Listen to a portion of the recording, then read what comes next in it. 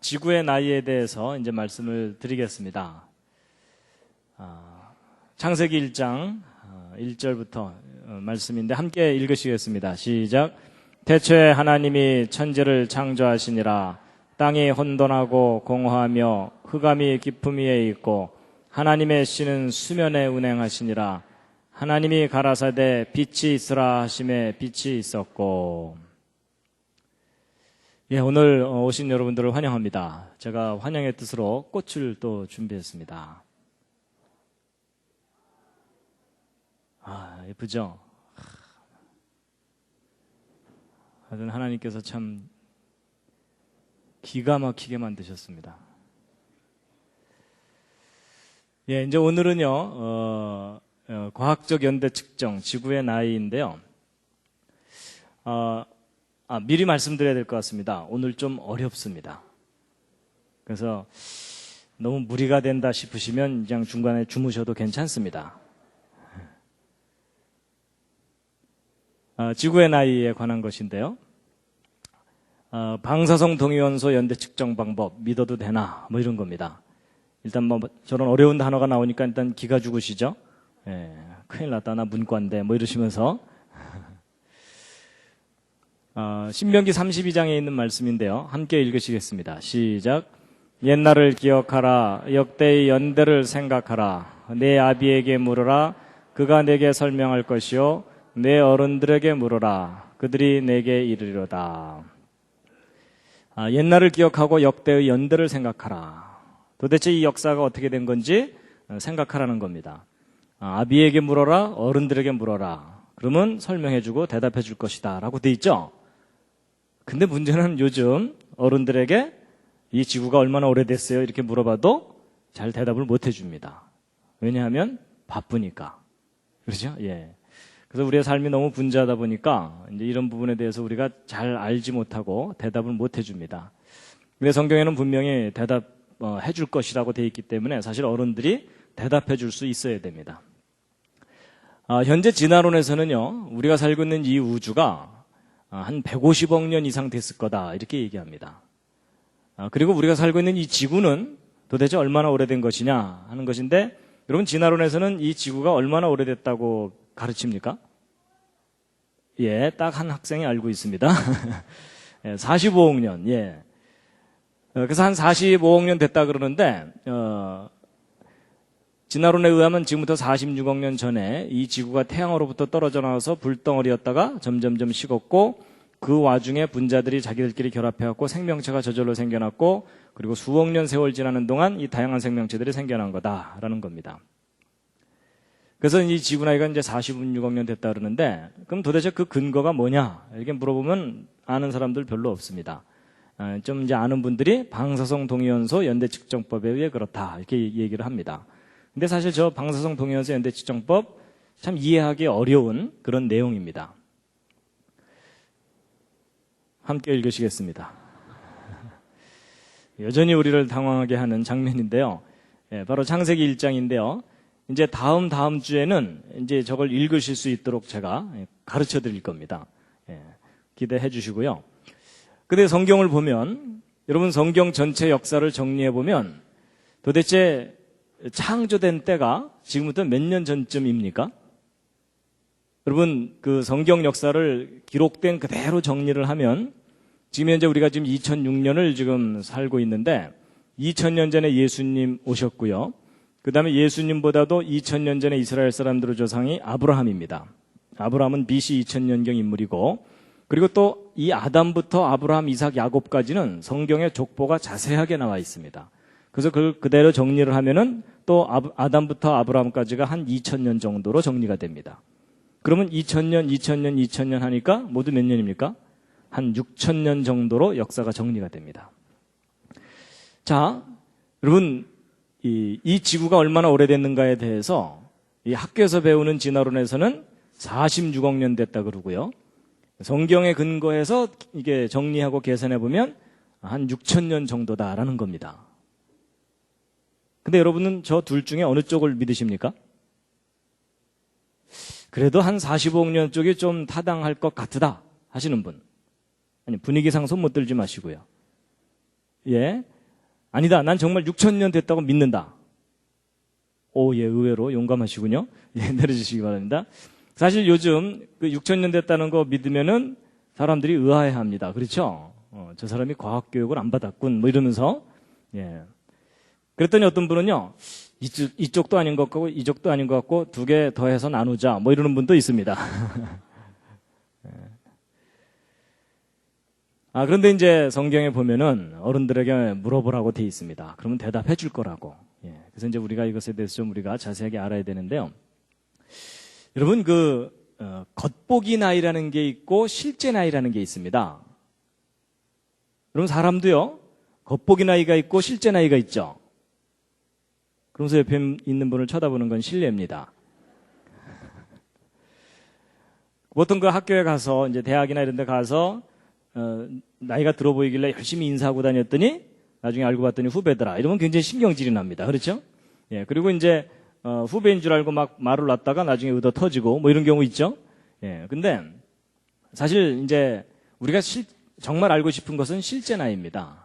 겉보기 나이에 속으면 안 됩니다. 지난번에 제가 이제, 그랜드 캐년에 대해서 이야기해 드릴 때, 이 퇴적층, 세인트 헬렌섬 화산 폭발 때 쌓인 퇴적층인데, 이걸 실제로 관찰하지 않았다면 이게 수십만 년 이상 쌓였을 것이다라고 해석될 수밖에 없는 퇴적층인데, 실제로 쌓이는데 3일밖에 안 걸렸다 그랬죠. 예. 그래서 겉보기에는 한 몇십만 년 된 것 같아 보이지만 실제로는 3일, 뭐 전체 쌓인 기간은 2년밖에 안 되는 겁니다. 그래서 우리가 겉보기 나이와 실제 나이를 혼동하면 잘못된 결론을 얻게 됩니다. 이 그랜드 캐년도 마찬가지입니다. 이게 이제 진화론에서는 이게 수억 년 세월 동안 만들어진 것이다라고 그렇게 해석하고 설명을 하지만 실제 이제 구체적인 증거들을 지질학적으로 확인해 보면 전 세계적인 대홍수 심판 때 1년 동안에 홍수 기간 동안에 순식간에 저 퇴적층들이 쌓인 거다라는 것에 대해서 지난번에 설명을 드렸었습니다. 그래서 퇴적층이 지구를 휩쓸고 도는 물들에 의해서 그냥 겹겹이 계속 쌓여 올라가서 짧은 시간 내에 쌓인 거기 때문에 겉에서 보기엔 수억 년이지만 실제로는 1년밖에 안 된 쌓이는데 그런 거라는 겁니다. 우리가 이제 어떤 대상들에 대해서 연대를 측정할 때 이게 얼마나 오래된 거냐라는 걸 측정할 때 직접 연대를 측정할 수 있는 게 있는가 하면 직접 측정하지 못하기 때문에 간접적으로 그 연대를 추정하는 수밖에 없는 경우가 있습니다. 그래가지고 이런 나무 같은 것들은 직접 연대를 측정해 볼 수가 있습니다. 뭐가 있기 때문에 그렇죠? 예, 나이테가 있기 때문에 이 나이테를 세면은 이게 몇 년 됐다라는 것을 거의 정확하게 이제 측정할 수가 있습니다.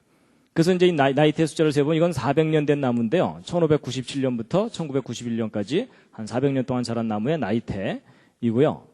이건 제가 독일의 그 프랑크푸르트 박물관을 갔을 때 사진 하나 찍어온 건데 이 나무 단면을 이렇게 전시해 놨는데요. 이게 2000년 된 나무라고 합니다. 2002년 된 나무. 그러니까 예수님 당시쯤 심겨졌던 나무다. 이렇게 봐야 되는 거죠. 그래서 이제 이 나이테를 세면은 나무 같은 것들은 직접 연대를 측정해 볼 수가 있습니다. 근데 이런 돌멩이나 이런 것들에는 나이테가 있지를 않거든요. 그러니까 이것은 직접 측정을 못하고 간접적으로 그 연대를 추정하는 수밖에 없습니다. 그랬을 때 이제 이렇게 간접적으로 그 연대를 알아내는 방법에는 상대 연대 추정법이라는 게 있고 절대 연대 측정법이라는 게 있는데요. 이제 상대적인 거란 건 무슨 말이냐면 A가 B보다는 오래됐다. 뭐 이런 식으로 순서만 이렇게 정하는 겁니다. 근데 이제 절대 연대 측정이라는 것은 A가 정확하게 몇 년 됐다. 이걸 알아내는 겁니다. 그래서 이제 이 절대 연대 측정법이라고 널리 알려진 것이 소위 그 방사성 동위원소 연대 측정법입니다. 여러분 그 창조론과 진화론 논쟁을 하다가 가장 안 풀리는 부분이 이 연대 문제입니다. 사람들이 잘 이해 못하고 있고 안 풀리는 부분이. 그래서 사실은 이제 이 강의가 좀 딱딱하고 지루하기 때문에 제가 안 할까 그러다가 또 이 부분에 관심 있는 분들이 있기 때문에 이제 어렵지만 좀 해야 되겠다. 그래서 여러분 오늘의 고비만 잘 넘기시면 다음 주부터는 그래도 좀 낫습니다. 그래서 이제 오늘만 잘 넘겨주시면 감사하겠습니다.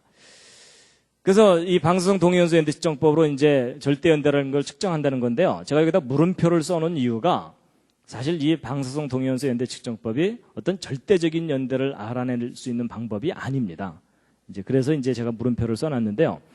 어쨌든 이 방사성 동위원소의 대표적인 예가 우라늄, 방사성 탄소 뭐 이런 것들입니다. 일단 막 상태가 좀 복잡하죠? 그렇죠? 예. 자, 지금부터 문과 분들은 좀 들어주시고 이과 분들은 잠깐 쉬셔도 괜찮겠습니다. 예. 여러분, 하나님이 창조하신 이 세상에는 수많은 물질들이 있는데 그런 물질의 가장 작은 단위가 원자입니다. 원자. 근데 그 원자를 하나님께서 참 다양하게 많이 만들어 놓으셨어요. 우리 골치 아프게. 그래서 저거 외우시느라고 꽤 고생하셨죠? 예, 포기한 분들도 꽤 계시고요. 예, 그런데 그래서 가장 가벼운 수소부터 시작해서 이렇게 무거운 원소들까지 다양하게 있는데, 자, 이제 오늘 연대 측정을 좀 이해를 하시려면 이 기본 지식을 좀 가지셔야 되기 때문에 제가 간단하게 좀 설명을 드리면요.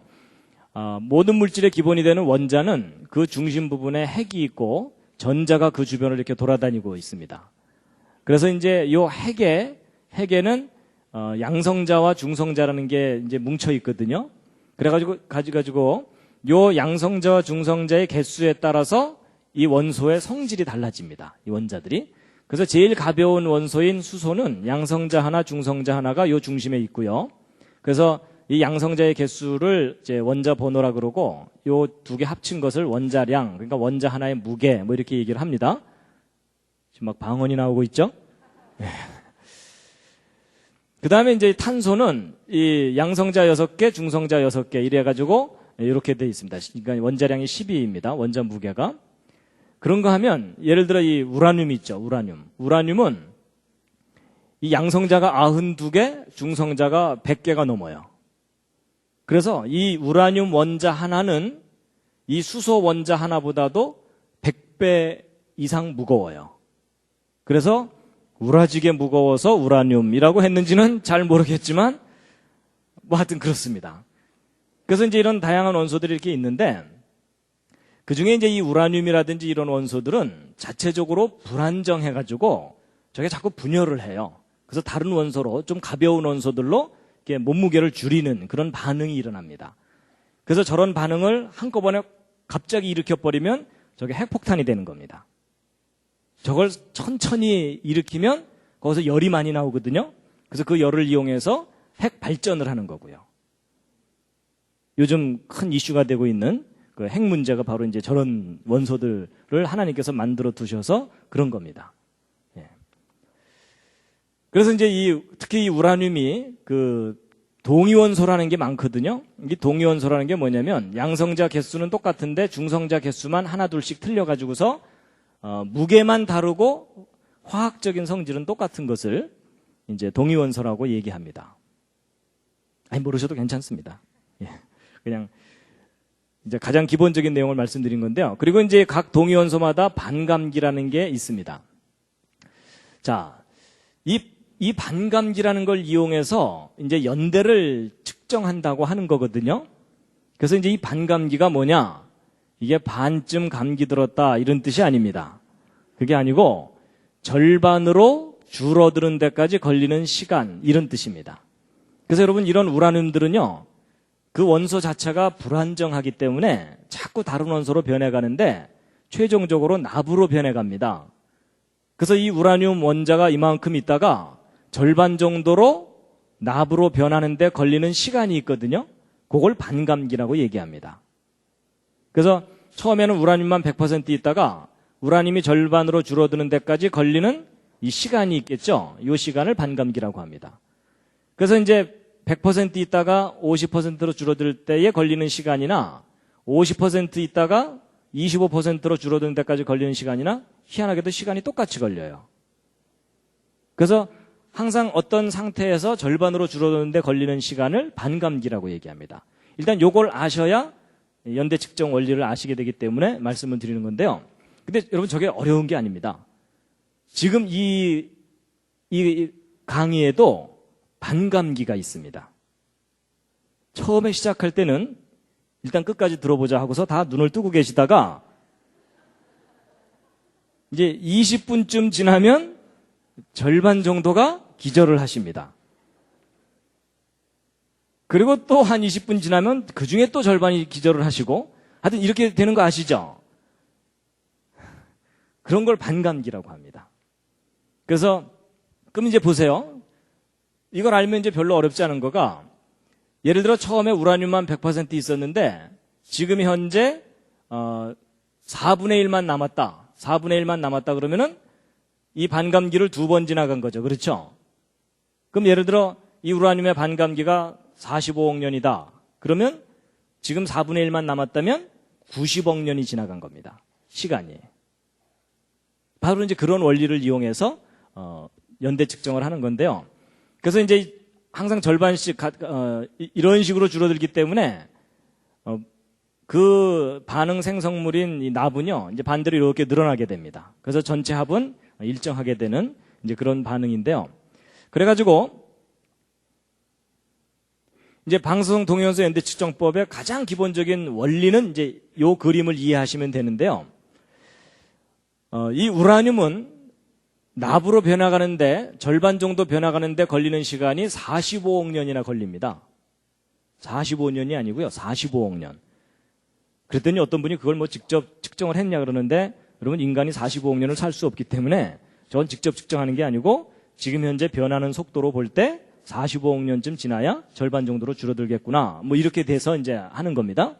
그래서 이제 반감기가 45억 년이에요.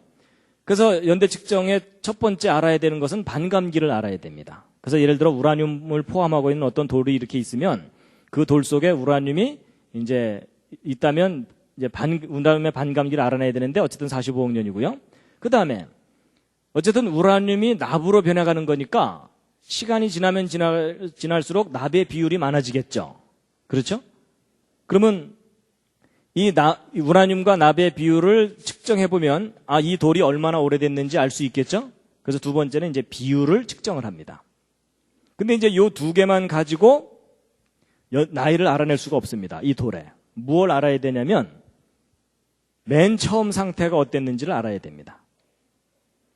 그래서 처음에 우라늄만 100% 있었다. 근데 지금 현재 어느 돌 속에 우라늄과 납이 절반씩 있다. 그럼 이 돌은 몇 년 된 거겠습니까? 예, 아주 쉽습니다. 45억 년 된 거다. 이런 뜻입니다. 그래서 지구상에 있는 돌 중에 우라늄을 포함하고 있는 광물 중에 그런 돌 중에 우라늄과 납의 비율이 그러니까 우라늄에 비해서 납의 비율이 가장 많은 돌을 찾아내면 그 돌이 제일 오래된 돌이겠죠. 그래서 이제 그걸 찾아서 분석을 해봤더니 절반 정도가 납이더라. 뭐 이런 상황이라는 겁니다. 그러니까 이 지구는 최대 몇 년 된 거예요? 45억 년. 이렇게 얘기를 하는 겁니다. 알고 보니까 사실은 쉽죠? 그렇죠? 예, 어떤 분이 이제 뒤늦게 이제 이 수요 예배에 왔어요. 왔더니 4분의 1만 눈을 뜨고 듣고 있더라. 그럼 이 강의 시작한 지 몇 분 된 거겠습니까? 20분의 절반씩이니까 40분 지난 거예요. 그렇죠? 그래서 지금 시작한 지 40분 지났구나라고 알게 되는 것과 같은 이치입니다. 쉽죠? 알고 보면 쉬워요. 그래서 이제 이런 방법으로 지구 나이가 45억 년 됐다라고 얘기를 하는 거거든요. 그러면 원리가 참 산뜻하고 믿을만 하잖아요. 그렇죠? 근데 여기서 여러분이 좀 신중하셔야 되는 게 있습니다. 뭐냐? 여러분 이 세 가지 조건을 알게 되면 이제 결국 이 돌이 얼마나 오래됐다는 것을 알게 되는 건데, 잘 보세요. 이 반감기는 측정한 값이기 때문에 이건 큰 문제가 없을 수 있어요. 그렇죠? 그리고 지금 현재 이 돌에 들어있는 우라늄과 납의 비율을 알아내는 것도 분석을 하고 측정을 하니까 알 수 있는 값이에요. 맞죠? 근데 맨 처음에 어떤 상태였는지는 직접 확인할 수가 있나요? 없나요? 없어요. 왜냐하면 돌은 말이 없기 때문에. 그러면 이 처음 상태는 어떻게 정하는 거냐? 믿는 거예요. 왜냐하면 우라늄은 결국 납으로 변해가니까 시간을 거꾸로 돌리면 맨 처음에는 우라늄만 있었을 것이다 라고 믿는 거예요. 그러니까 여러분 이 세 가지 중에서 이 두 가지가 아무리 확실해도 첫 번째 것이 믿어야 되는 거라면 결론도 믿어야 되는 거예요. 그렇죠? 바로 이게 연대 측정의 가장 근본적인 문제예요. 이 처음 상태를 모르면 결론이 안 나오게 돼 있어요. 근데 이 처음 상태는 확인할 수 있는 게 아니고 믿어야 되는 값이다라는 겁니다. 처음 상태를 우라늄만 100% 있었다고 할 수도 있지만 처음부터 우라늄 반, 납 반 있었다고 할 수도 있겠죠. 그렇다면 이 돌은 몇 년 된 거겠어요? 생겨난 지 최근이에요. 그렇죠? 근데 여러분, 이 처음 상태를 과학자들이 알 수 있느냐? 알 수 없습니다.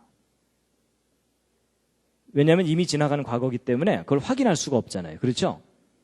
그러니까 여러분, 과학자들이 일반 사람들한테 지구의 나이에 대해서 정확하게 얘기해 주려면 어떻게 얘기해 주는 것이 옳으냐면, 이 지구의 나이는 처음 상태를 어떻게 정하느냐에 따라서 얼마든지 달라질 수 있다. 그러니까 처음에 우라늄만 100% 있었다면 이 지구 나이에는 최대 45억 년이다. 그러나 처음부터 절반씩 있었다면 이 지구는 생겨난 지 얼마 안 된 것이다. 근데 처음 상태는 직접 확인할 수 없기 때문에 이것은 믿어야 되는 거다. 그래서 지구 나이는 최근에서 최대 45억 년까지 중에 어느 한 연대일 것이다 라고 얘기를 해줘야 정확하게 표현해 주는 거예요. 근데 지금 현재 과학자들이 이 둘 중에 어느 상태를 믿고 있을까요? 100%만 있었을 때를 믿고 있어요. 그래서 최대값을 사람들에게 얘기해 주고 있는 겁니다. 근데 왜 최대값을 얘기해 주느냐? 왜냐하면 왜 그럴까요? 진화론에서는 가능한 한 긴 시간이 필요하기 때문에 그렇습니다. 창조론에서는 긴 시간이 필요한가요? 그럴 필요가 없어요. 그렇죠? 그래서 여러분, 진화론은 그 진화론이 사람들에게 설득력 있게 받아들여지려면 굉장히 긴 시간이 필요해요. 그래서 저 다양한 가능성 중에 최대값을 항상 얘기하는 겁니다. 그래서 처음 상태를 모르는 것이 연대 측정의 가장 근본적인 문제점이다라는 것을 이제 말씀을 드렸습니다. 그래서 결국 이거는 좀 논리적인 얘기니까 넘어가고요. 결국 연대 측정은 처음 상태를 모르기 때문에 정확한 값으로 연대를 알아낼 수가 없다는 겁니다. 그러면 이제 어쨌거나 우라늄이 납으로 변해간다면 맨 처음에 우라늄만 100% 있었다고 가정하는 것이 합리적이지 않겠느냐, 그런 생각이 드시죠? 그런데 한 가지 재미있는 단서가 발견됐어요. 뭐냐?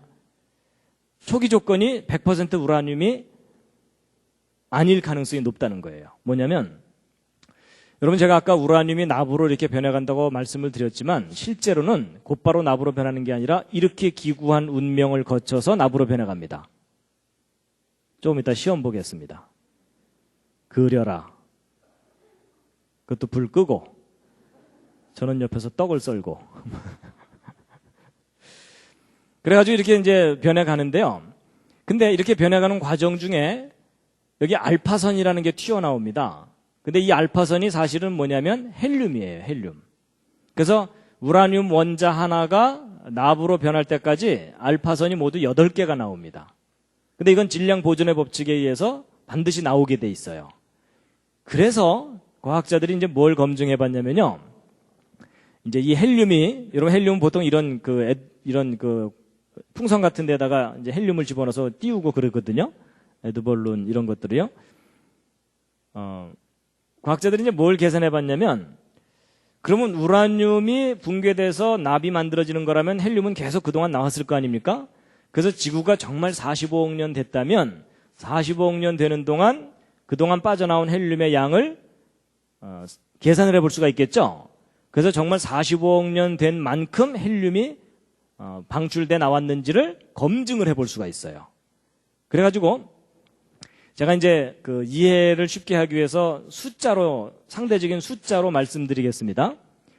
예를 들어 지금 현재 지구상에 우라늄 원자 100만 개, 납 원자 100만 개가 있다고 치자고요. 그러면 진화론의 주장대로라면 이 지구가 45억 년 전에 우라늄만 100% 200만 개가 있었겠죠. 그러면 이제 45억 년 지나는 동안 이제 100만 개의 납이 생긴 거겠죠. 근데 여러분, 아까 우라늄 원자 하나당 우라늄이 납으로 하나 변하는 거에 해당돼서 헬륨이 몇 개가 방출된다 그랬냐면 8개가 방출된다 그랬어요. 그렇죠? 예. 여덟 개가 방출된다 그랬는데 그렇게 본다면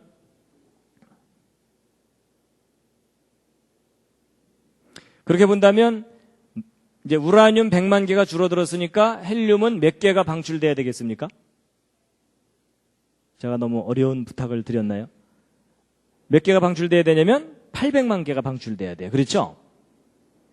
그럼 이제 정말 지구가 45억 년 된 거라면 이 지구 표면에는 헬륨이 800만 개가 있어야 돼요. 그렇거든요? 근데 여러분 이제 과학자들이 이 지구상에 있는 헬륨의 양을 측정을 해봤어요. 뭐 지구 전체를 다 뒤져갖고 측정했다는 얘기는 아니고 헬륨은 가볍고 골고루 퍼지기 때문에 어느 한 지역에서 농도를 측정하면 지구 전체 값을 크게 오차 없이 측정할 수가 있거든요. 그래서 정말 800만 개가 있는지 측정을 해봤는데 몇 개가 있을 것 같습니까? 지금 지구상에?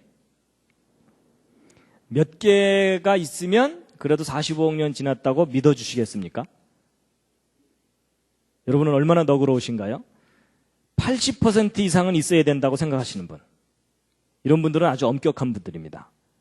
50% 정도만 있어도 믿어주겠다고 하시는 분. 상당히 너그러우신 분들입니다. 10%나 20%만 있어도 믿어주겠다고 하시는 분들, 무모한 분들입니다. 근데 여러분, 이 800만 개가 지구상에 있어야 되는데 지금 현재 지구상에 몇 개가 있느냐? 8개 있습니다. 8개 있다니까 또 어떤 분들은 미국에 하나 있고 뭐 영국에 하나 있고 뭐 이렇게 있나 이러시는데 뭐 개수로 8개가 아니고 비율로 볼 때 100만 분의 1밖에 없다는 얘기예요. 그럼 지구가 45억 년 된 게 아니란 얘기예요.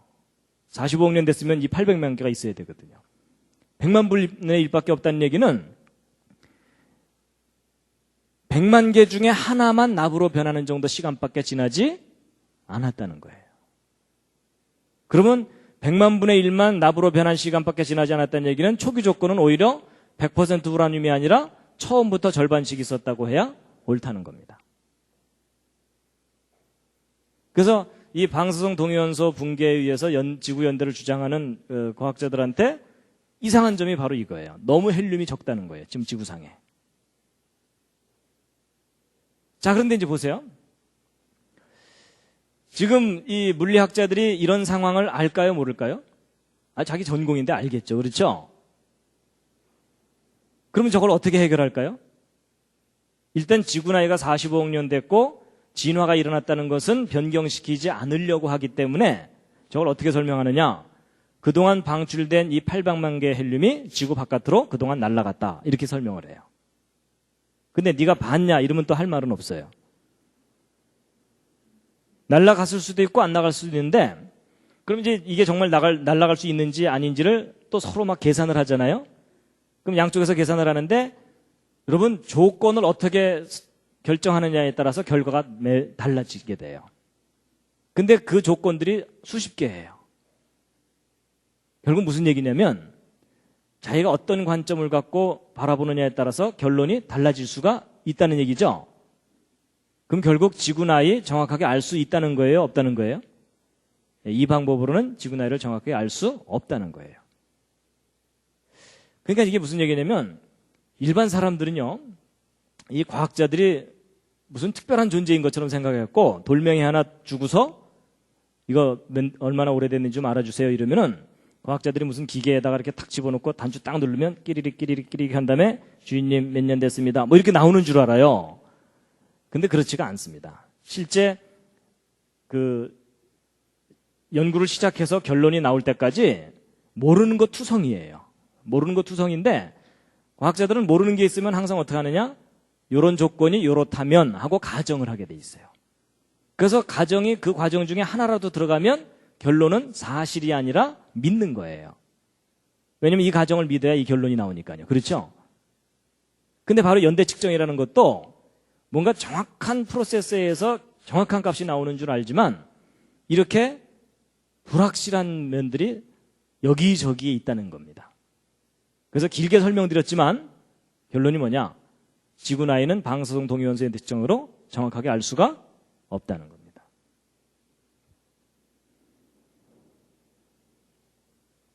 그런데 이제 이런 면은 있습니다. 우리가 확인한 사실만 가지고 결론을 내릴 때가 그 결론이 그래도 가장 믿을 만한 거겠죠. 그렇죠? 그럼 이제 이 상황에서 사실은 뭐냐면 지금 현재 우라늄 반, 납반이 있다는 것은 사실이에요. 이건 측정값이니까. 그렇죠? 그리고 지금 현재 헬륨이 상당히 적게 있다는 것도 사실이죠.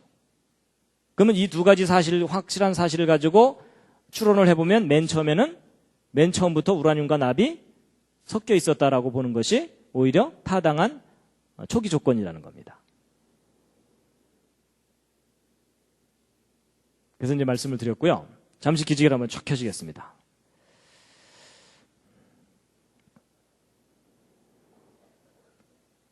역시 오늘은 어렵죠? 예, 그냥 집에서 잘 걸, 뭐 이러는 분들도 있으실 겁니다.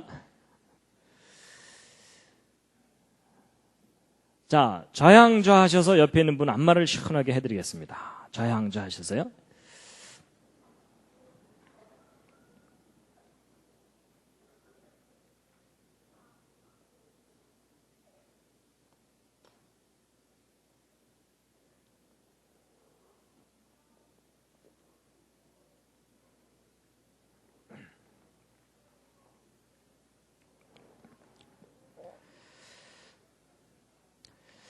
예, 반대로도 해주시겠습니다. 반대로도.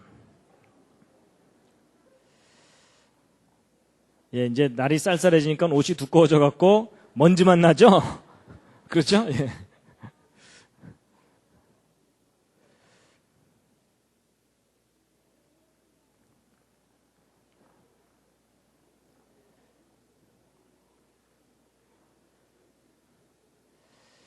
예.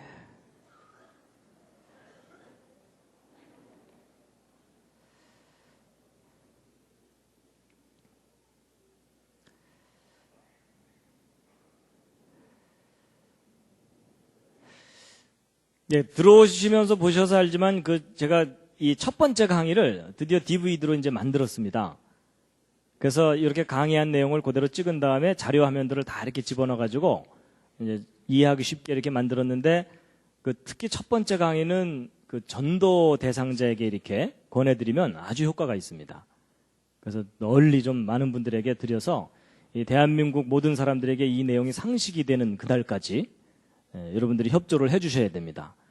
그래서 이게 상식이 되면요, 이 내용이 상식이 되면 대한민국 기독교 국가 됩니다. 거의 뭐 안 믿는 표정들이신데. 자, 이제 근데 이런 겁니다. 여러분 이제 앞에까지 얘기한 것은 어느 정도 이론적이고 논리적인 얘기였고요. 여러분 아무리 좋은 논리도 실제 적용했을 때 맞아야만 돼요. 맞죠? 그래서 이제 방송 동영상 연대 측정 원리는 이게 만들어져 있지만 그걸 실제 현장에 적용했을 때 맞아야 그 방법이 옳은 거잖아요. 그렇죠? 그래서 이제 실제 이 그랜드 캐년에 대해서 연대 측정한 결과를 예로서 말씀을 드리겠습니다. 정말 방송 동영상 연대 측정 방법이 믿을 만한지요? 여러분 이 그랜드 캐년은 지난번 말씀드린 대로 이게 이제 쌓인 후에 깎여나가고 뭐 이런 과정을 되풀이한 건데 일단 이 처음에 퇴적층이 이렇게 쫙 쌓였다가 한번 깎여나갔어요. 그렇죠? 깎여나가지고서 이제 선캄브리아계 퇴적층이 이렇게 지금 있고요. 그 다음에 이제 대홍수 때 다시 퇴적층이 쌓인 거예요. 그렇다가 홍수 이후에 호수가 뻥 터지면서 그랜드 캐년의 계곡이 푹 깎여나갔다 이런 말씀을 드렸죠. 그래서 단계적으로 보면 이제 이렇게 형성된 것인데 그런데요. 이 선캄브리아계가 이제 고생된데 이 그랜드 캐년의 주 퇴적층이 쌓인 기간은 한 3억 년쯤이라고 이렇게 보고 있습니다. 그래서 이 그랜드 캐년에 대해서 이제 연대 측정을 해야 되는데 근데 이제 여러분 그런 거 아세요? 모든 암석에 대해서 동위원소 연대 측정을 하는 게 아닙니다. 일단 퇴적층에 대해서는 방사성 동위원소 연대 측정을 적용하지 않습니다. 자, 이게 무슨 말이냐? 일단 옆에 있는 분과 한번 상의해 보시겠습니까? 퇴적층에는 방사성 동위원소 연대 측정을 적용할 수 없다라는 말이 무슨 말인지 별로 상의하고 싶은 표정들이 아니십니다. 여러분, 이게 무슨 말이냐면요. 이 퇴적층, 바로 이게 어디서부턴가 옮겨와서 쌓인 것을 퇴적층이라고 하는데, 여러분 보세요. 우리가 알고 싶은 건 뭘 알고 싶은 거냐면, 이 퇴적층이 쌓인 때가 언제냐를 알고 싶잖아요. 그렇죠? 근데 이 퇴적층 속에 들어있는 이 우라늄이나 납은 퇴적될 때 쏙 들어가는 게 아니고, 이 흙들이 옮겨오기 전부터 그 흙 속에 포함되어 있던 것들이에요. 맞죠? 그럼 이 동위원소들은 퇴적한 때부터 붕괴하는 게 아니고 여기로 오기 전부터 붕괴하고 있었기 때문에 얘네들이 알려주는 것은 퇴적 때부터의 연대가 아니라 여기 오기 전부터의 붕괴된 시점을 가르쳐주는 거니까 정작 이 속에 들어있는 동위원소를 분석해봤자 퇴적 당시의 연대를 알 수 있는 게 아니죠. 그래서 여러분 퇴적층에 대해서는 퇴적암에 대해서는 방사성 동위원소 연대 측정 방법을 적용하지 않아요. 해봤자 의미도 없고. 그런데 그런 사실 모르셨죠? 근데 여러분 지구상에 있는 지구 표면에 있는 대부분의 암석은 뭐라고요? 퇴적암들이에요. 그리고 정작 우리가 알고 싶은 것도 퇴적된 연대를 알고 싶은 거예요. 근데 대부분의 퇴적암에 대해서는 측정을 직접 못해요. 참 아이러니한 일이죠? 그럼 이제 어떻게 해야 되느냐? 이 속에 있을 수 있는 어떤 화성암에 대해서만 합니다. 이게 마그마가 녹았다가 굳어진 거 있죠? 그런 것들에 대해서만 연대 측정이 가능해요. 그래가지고 이 그랜드 캐니언의 구조를 보면은요, 대부분은 다 퇴적층이기 때문에 이걸 직접 떼어내갖고 연대 측정하는 게 불가능하고, 여기 보시면은 이 산캄브리아기 퇴적층 중에 이 카르디나스 베이설트라고 하는 화성암이 있어요. 요거에 대해서 이제 연대 측정이 가능하고, 그 다음에 여기 용암이 이렇게 뿜어져 내려온 이런 게 있거든요. 이제 요거에 대해서만 연대 측정이 가능해요. 그래갖고 여기 보시면 여기 까맣게 흘러내린 거 있죠? 그러니까 이 용암은 계곡 파이고 난 다음에 흘러내린 거잖아요? 근데 요 밑에 있는 것은 이 퇴적층 형성됐을 때 이제 형성된 거겠죠? 그러니까 요 밑에 있는 요 카르디나스 베이설트라고 하는 것하고 요 위에 흘러내린 것 사이에는 진화론에 의하면 적어도 몇 년 이상 차이가 나야 되냐면 이 고생대 퇴적층 쌓이는 데만 3억 년 걸렸다 그러니까 적어도 3억 년 이상 연대 차이가 나야 되죠? 어느 쪽이 젊어야 됩니까? 요 위에 흘러내린 게 젊어야 되죠? 그래갖고 이제 요 두 샘플에 대해서 방사성 동위원소 연대 측정을 한 결과값이 바로 요 값들인데 요걸 좀 크게 좀 해가지고 크게 해서 이제 그 연대를 알려드리면요. 일단 여기 있는 카르디나스 베이설트라고 하는 이 암석에 대해서 연대 측정을 여러 가지 방법으로 해봤더니 평균 10억 년보다 약간 아래예요. 그렇죠? 그러면 여기 흘러내린 이 용암은 이것보다는 적어도 몇 억 년 젊어야 되죠. 그렇죠? 그러니까 대략 5억 년 근처의 연대가 나와야 되겠죠? 근데 실제 이제 요 샘플에 대해서 기존의 방사성 동위원소 연대 측정 방법을 그대로 적용을 해서 연대를 측정해 봤더니 몇 년이 나오느냐? 평균 10억 년이 넘어요. 이건 너무 이상하죠? 그러니까 손자가 할아버지보다 더 늙은 거예요.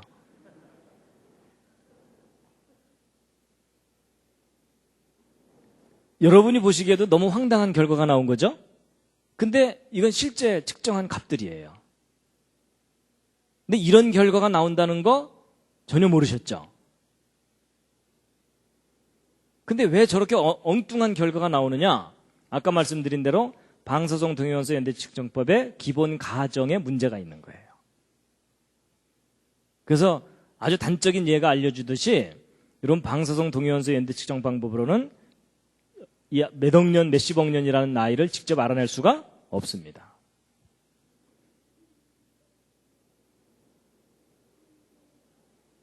그래서 이제 이 방사성 동위원소 연대 측정으로는 이런 것들을 알 수가 없고요.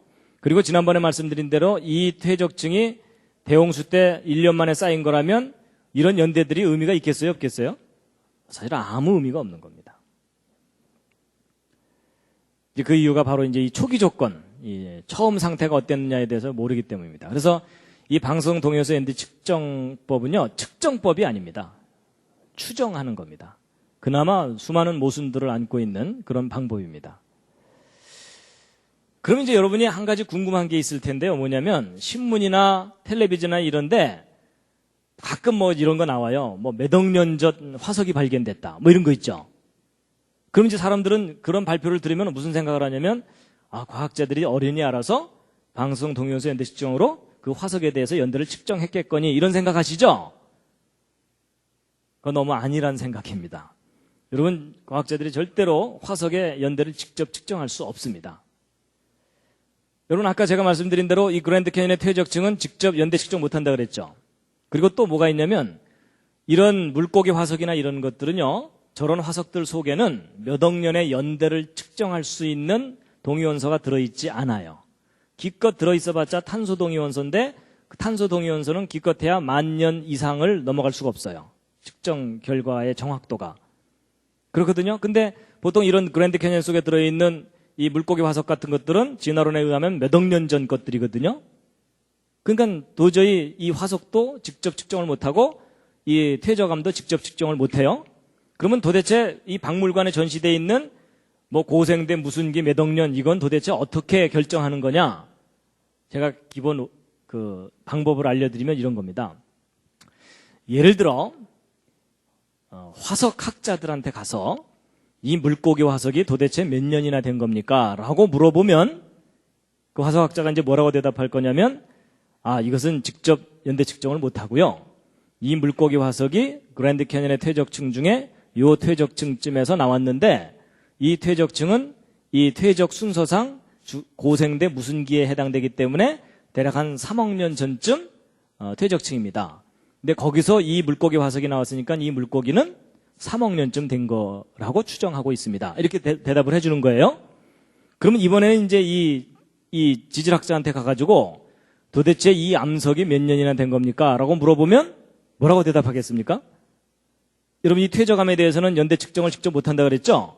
그러니까 직접 하지 못하니까 이 퇴적암 속에서 이 물고기 화석이 나왔는데 이 물고기 화석은 진화의 순서상 고생대 이 어류가 살았던 시대에 존재했었을 생명체니까 지금 한 3억 년 전쯤 생명체로 추정이 됩니다. 근데 요게 여기서 나왔으니까 이 퇴적층은 한 3억 년쯤 된 거라고 보고 있습니다. 이렇게 하는 거예요. 뭐가 앞뒤가 맞는 듯 하면서도 허전하시죠?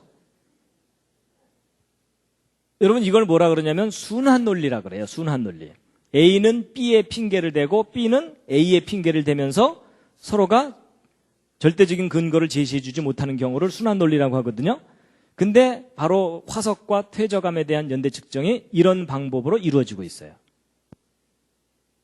이런다는 사실 모르셨죠? 뭐 어련히 알아서 정확하게 측정했을라고 믿어주셨죠? 믿어주신 게 잘못하신 겁니다.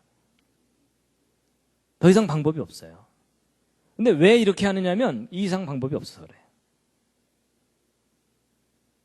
그래서 여러분, 그 박물관에 전시되어 있는 그 몇 억 년 있죠?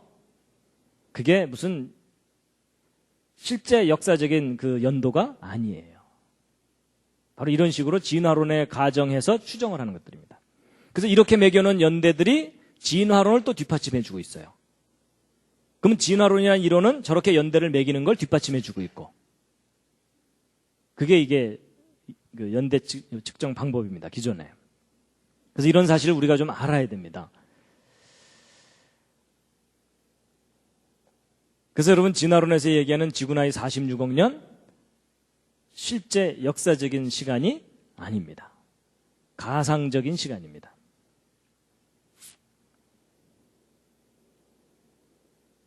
그동안 너무 믿어주셨습니다.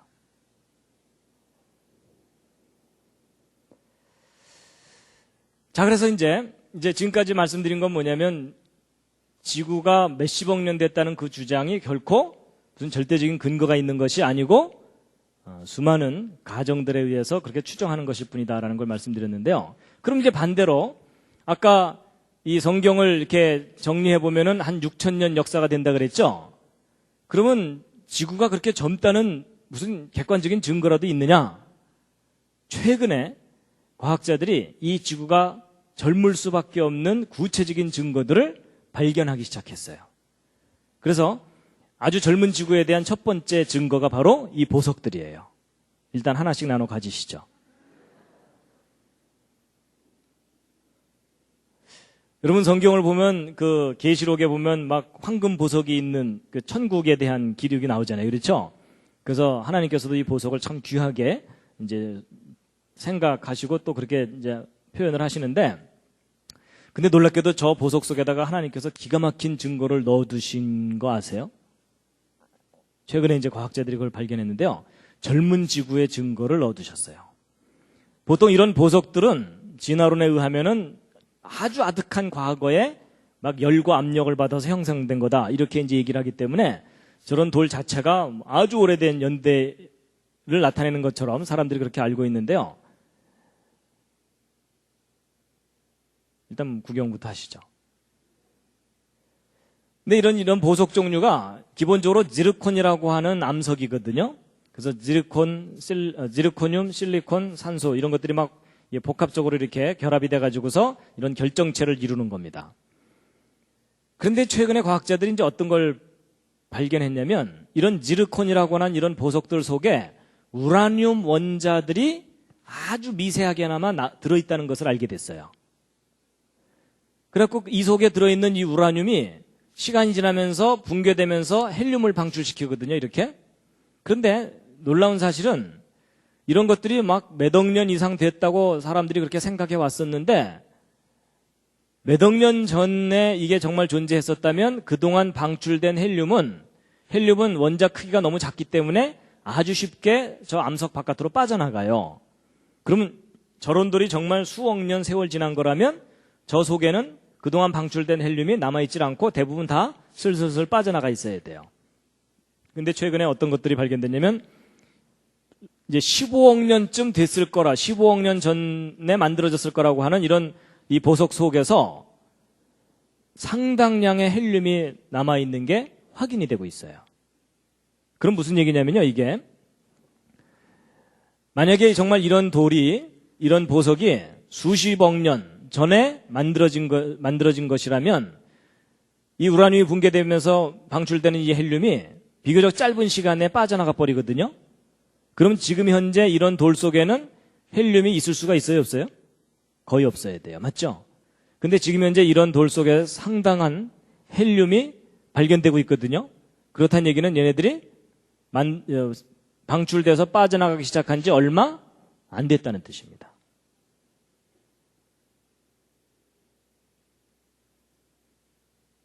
그래서 보통 이런 것들 막 10억 년 됐다 막 이런 식으로 그동안 막 얘기를 했었는데, 절대로 그렇게 오래된 돌이 아니라는 강력한 증거가 발견된 거예요.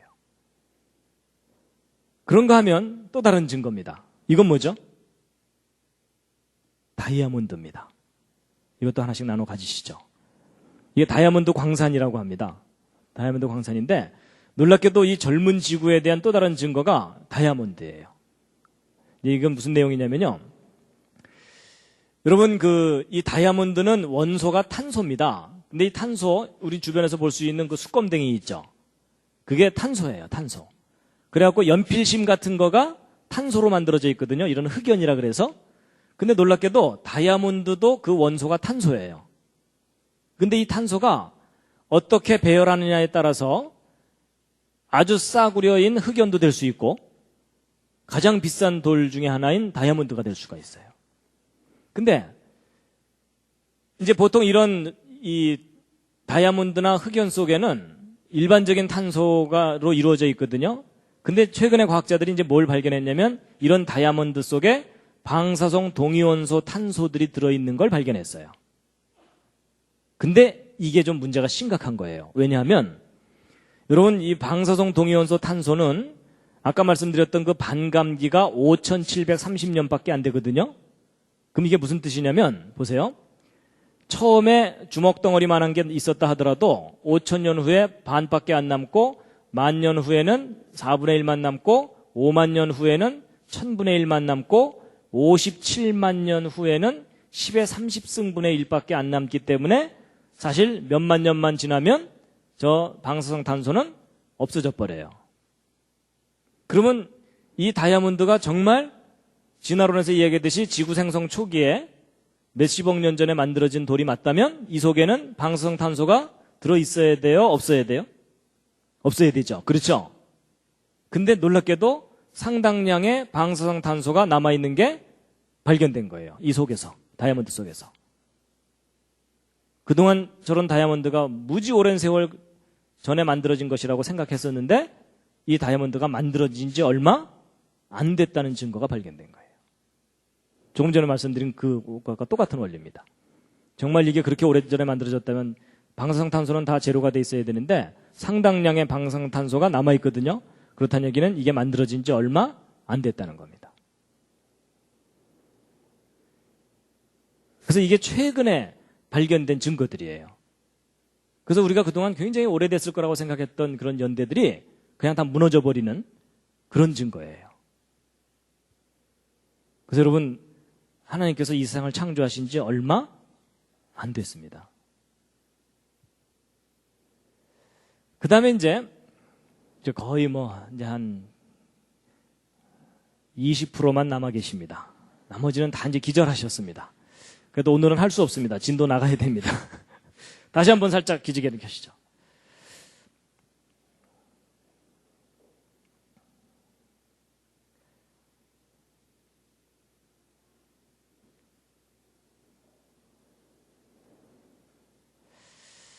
그 다음에 이제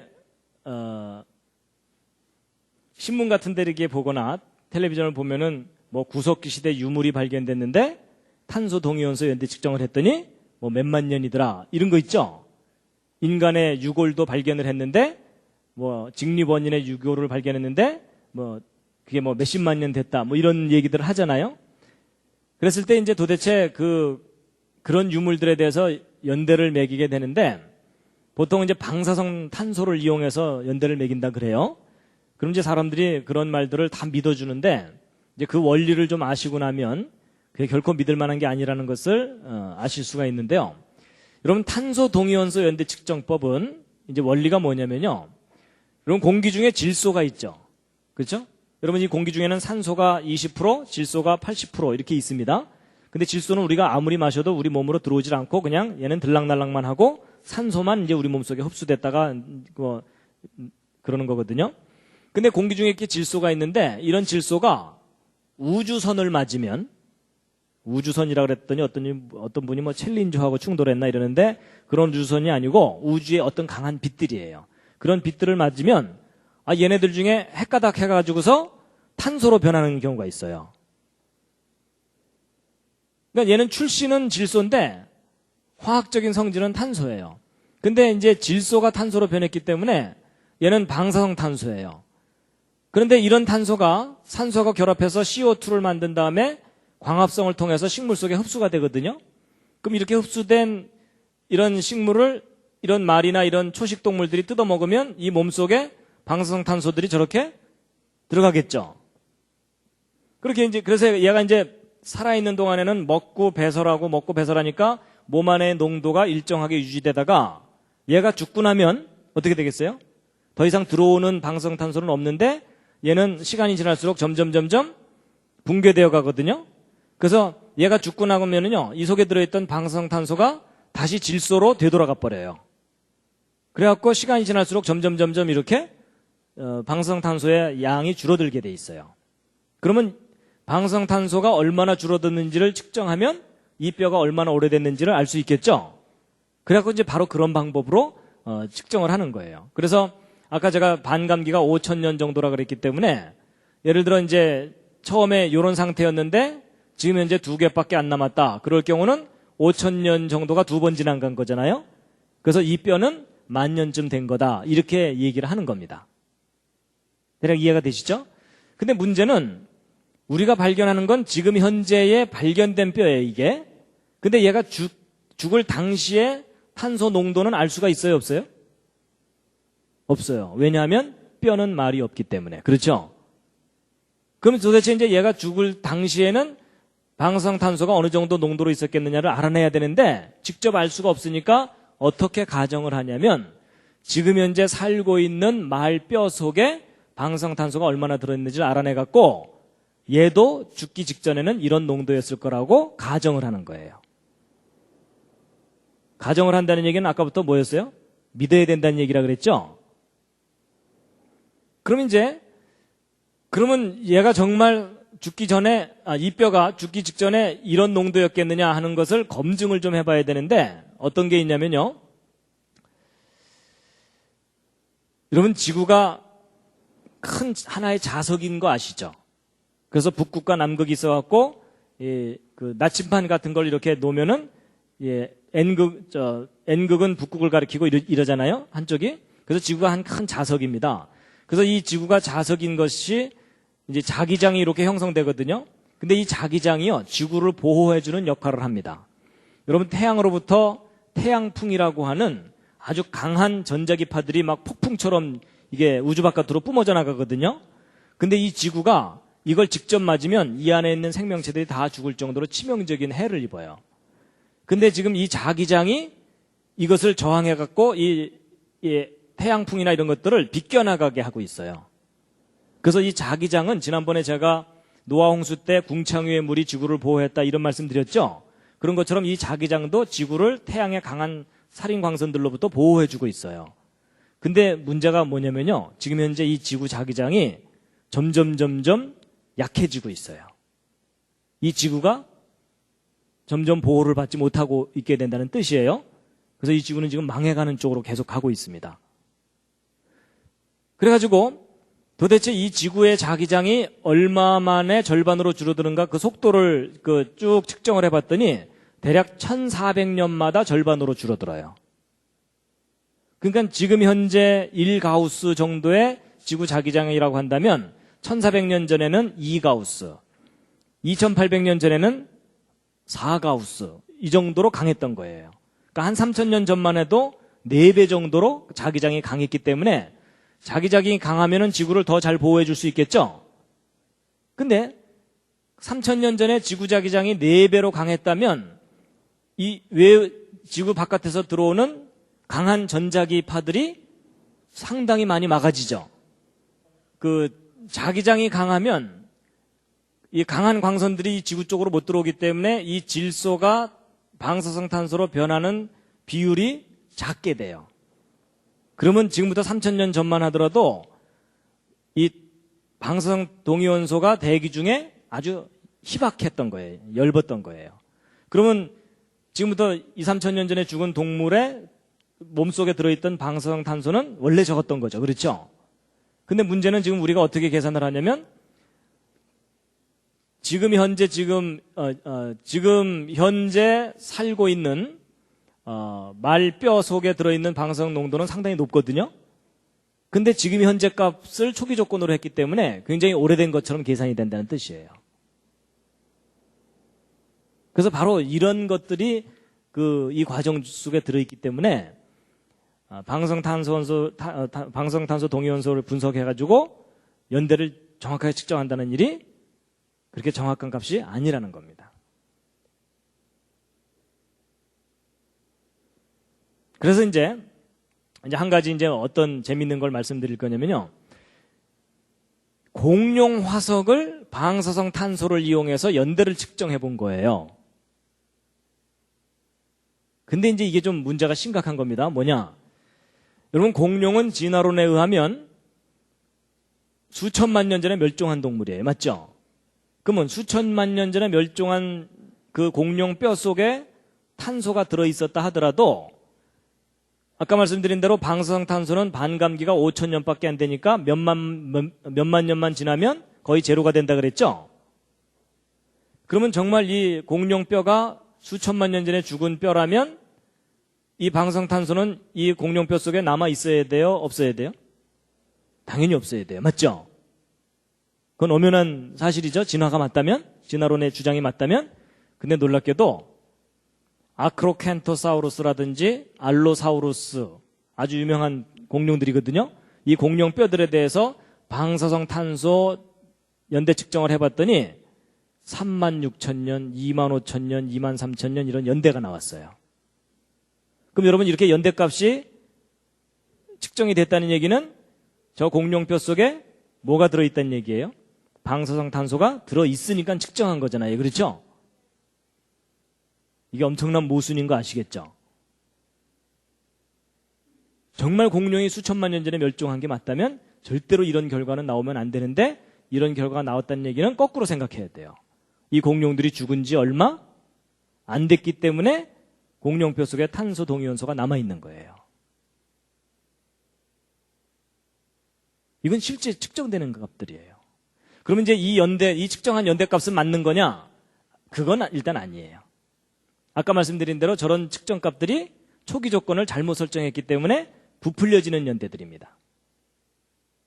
실제로는 저렇게 몇만 년 된 뼈는 아니에요. 성경이 옳다면은 몇천 년 이내의 뼈들이에요. 그래갖고 이제 미국에서요, 이 창조론 과학자들이 재미있는 장난을 친 적이 있어요. 무슨 장난을 쳤냐면, 공룡뼈를 발견한 다음에 그 아주 유명한 대학의 그 방송 동영상 분석하는 곳에다가 보냈어요. 연대 측정 좀 해달라고. 그런데 이 뼈가 공룡뼈라는 얘기는 안 했어요. 왜 안 했을까요? 그걸 얘기하지 말아야지 객관적으로 공정하게 측정을 해줄 거 아니에요. 그렇죠? 이거 공룡뼈라고 하는 순간 그 측정하는 사람들이 무슨 선입견을 갖겠어요? 이건 중생대에 죽은 거니까 이러면서 선입견을 가지면은 정확한 측정을 못 하잖아요. 그래서 여러분 이런 것들을 뭐라 그러면 블라인드 테스트라 그래서 그 여름에 한참 더울 때 코카콜라, 펩시콜라 지나가는 사람 붙잡아 놓고 눈 가리게 한 다음에 마셔보세요. 어느 게 맛있어요? 뭐 이런 거 하는 거 있죠? 눈을 왜 가리죠? 예, 선입견을 없애야지 공정하게 어느 쪽이 맛있는지를 얘기해 줄 테니까요. 맞죠? 그래서 바로 공정하게 무언가를 하기 위해서 하는 것을 이 블라인드 테스트라고 하거든요. 바로 이제 그걸 해본 거예요. 그래갖고 우리가 이 뼈가 무슨 뼈인지 모르겠지만 이 뼈 연대를 좀 측정해달라 하고 정중하게 편지를 해서 샘플을 보냈어요. 보냈더니 얼마 후에 답장이 왔어요. 답장이 왔는데 그 결과값이 이 값들하고 비슷해요. 10,000년 내외예요. 그러니까 사실 진화론적인 관점으로 보면 황당한 결과잖아요, 사실. 그래갖고 이제 다시 편지를 또 보냈어요. 뭐라고 보냈는지 아세요? 우리가 보낸 뼈가 공룡뼈지롱 이러면서 보낸 거예요. 물론 그렇게 얄밉게 표현은 안 했죠. 그지만 그냥 하여튼 내용은 우리가 보낸 뼈는 사실 이미 우리가 공룡뼈라고 알고 있는 뼈를 보낸 거다. 그런데 이 10,000년이라는 연대가 나와서 우리 좀 황당하다. 뭐 이런 식으로 다시 편지를 보냈어요. 그랬더니 그쪽에서 무슨 편지가 왔냐면 우리가 지난번에 잘못 측정한 것 같다. 그 샘플 다시 좀 보내달라. 뭐 이렇게 된 거예요. 이게 무슨 상황인지 아시겠죠? 근데 뭐 다시 보낼 이유도 없고 보낼 필요도 없으니까 그거 보내지는 않았어요. 그러니까 여러분 진화론 시나리오가 정말 맞다면 이런 해프닝은 일어나서는 절대 안 된다는 거예요. 근데 실제로 이런 일이 일어나는 것은 진화론 시나리오 자체가 근본적으로 허구적인 것일 뿐만 아니라 이 연대 측정이라는 것도 그렇게 정확한 연대를 우리에게 알려주는 것이 아니다라는 겁니다. 그래서 여러분 보통 그 기사에 나올 때 몇만 년 넘어가는 것 있죠? 하여튼 10,000년 넘어가는 연대는 이게 상당히 부풀려진 거거나 가공된 연대다라는 것을 생각하시면 틀림이 없습니다. 하여튼 오늘 길게 얘기했지만 결론은 그겁니다. 제발 좀 믿지 말아주세요. 그 연대들. 그래서 그 기본적인 그 상황을 모르면 사람들은 결과만 알으려고 하거든요. 그래서 자꾸 매스컴에서 막 이렇게 큰 문자로 막 몇만 년 이러면 사람들은 그것만 받아들입니다. 그 뒤에 배경은 모르고. 그래서 공룡도 죽은 지 얼마 안 됐다는 거예요. 결국 이 진화론 이게 다 근본적으로 이게 소설입니다. 소설. 예. 그 다음에 이제 이 폴로늄 얘기가 있는데 이건 좀 이거 얘기했다 이제 다 기절을 하시기 때문에 예. 이건 나중에 정말 관심 있는 분들에게 말씀드릴 텐데 이 지구가 이제 요점은 이겁니다. 진화론에 의하면 이 지구가 태양으로부터 떨어져 나서 불덩어리였다가 점점점 식으면서 형성되느라고 굉장히 오랜 세월 걸렸다고 하는 거거든요. 근데 그게 이 시나리오가 근본적으로 틀렸다는 증거가 발견됐어요.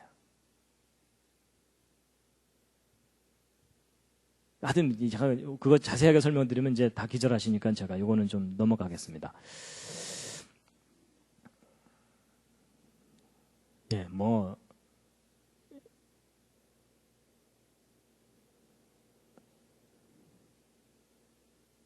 그래서 여러분 이 지구가 그렇게 오래된 별이 아니다라는 것에 대한 증거들이 이런 보석들 속에서 이제 발견되고 있다라는 것을 최근의 뉴스를 이제 말씀드렸고요. 그래서 진화론에서 얘기하는 그 연대들이 이제 잘못된 것이고, 그리고 지난번에 이제 그 제가 인구 증가 계산해 드렸었죠. 예, 인구 증가라는 것으로 검증을 해보아도 이 지구는 뭐 몇십만 년 이상 됐다는 것도 인류 기원 연대가요. 몇십만 년 이상 됐다는 것도 이제 허구다라는 것을 이제 말씀드린 것도 좀 기억을 해 두시고요. 그다음에 이제 역사에 대해서도 지난번 인류 기원 얘기할 때 우리는 하도 진화론 교육을 받다 보니까 구석기 시대가 막 따로 있었다 이렇게 생각하는데 그게 아니라 원시와 문명은 항상 공존해 왔던 거다. 이런 모든 것들을 종합해서 볼 때 결국 인류의 역사, 지구의 역사, 생명의 역사가 진화론에서 얘기하는 그런 연대들이 절대 아니라는 겁니다.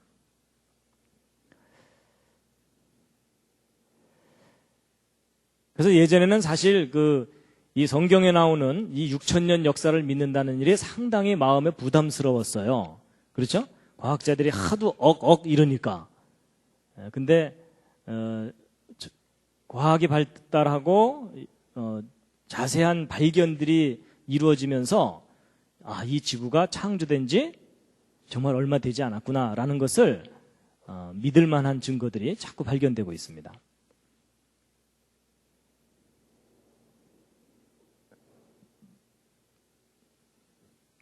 자, 베드로서 3장에 있는 말씀인데요. 함께 한번 읽으시겠습니다. 시작. 먼저 이것을 알지니 말세에 기롱하는 자들이 와서 자기의 정욕을 조차 행하며 기롱하여 가로되 주의 강림하신다는 약속이 어디 있느뇨? 조상들이 잔후로부터 만물이 처음 창조할 때와 같이 그냥 있다 하니 이는 하늘이 옛적부터 있는 것과 땅이 물에서 나와 물로 성립한 것도 하나님의 말씀으로 된 것을 저희가 잊으려 함이로다. 여러분 베드로서를 보면요, 사람들이 나중에 조롱을 한다는 겁니다. 그냥 오래전부터 있었던 것처럼 앞으로도 계속 될 텐데 뭐 언제 끝이 있고 뭐 이러겠느냐. 그냥 호박 같은 세상 둥글둥글 그냥 살자. 이러면서 이제 성경을 기록된 그대로 믿는 사람들에 대해서 조롱을 할 건데 마지막 때에 그런 일이 나오는데 그렇지 않다는 겁니다. 분명히 하나님께서 이 세상을 물로 심판하신 일이 있었고 이제 마지막 때에는 불로 심판을 하신다. 그래서 우리는 이 지구가 시작이 있고 종말이 있다는 겁니다. 함께 읽으시겠습니다. 시작. 이로 말미암아 그때 세상은 물의 넘침으로 멸망하였으되 이제 하늘과 땅은 그 동일한 말씀으로 불사르기 위하여 간수하신 바 되어 경건치 아니한 사람들의 심판과 멸망의 날까지 보존하여 두신 것이니라. 그래서 오늘 진화론에서는 46억 년 됐다고 주장했는데 과연 그게 믿을 만한 것인가에 대해서 말씀드렸고요.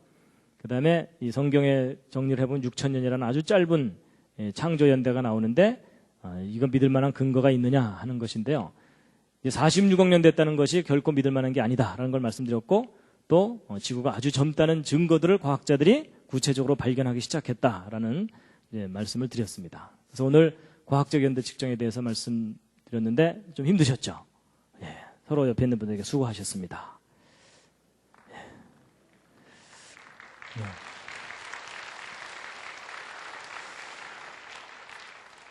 마지막 꽃입니다.